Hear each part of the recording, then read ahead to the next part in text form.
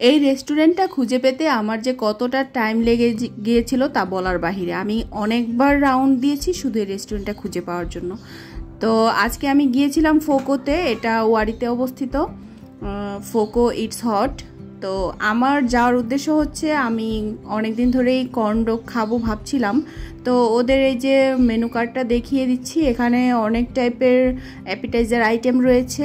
তো আমি তার মধ্যে হচ্ছে চিকেন চিজটা নিয়েছিলাম, চিকেন চিজ বল যেটা, আর হচ্ছে কর্ন ডগ নিয়েছিলাম।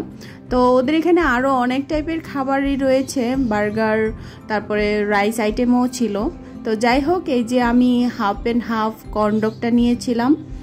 তো এটার মধ্যে হচ্ছে হাফ সসেস থাকে এবং হাফ চিজ থাকে।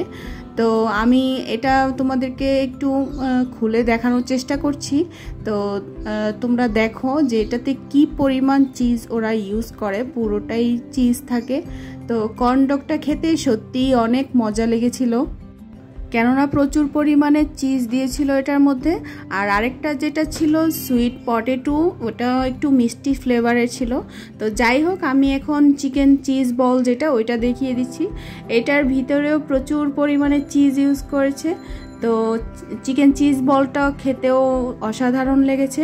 তো তোমরাও ঘুরে আসতে পারো ফোকো থেকে এরকম দারুণ কর্ন ডগ খাওয়ার জন্য। Thanks for watching.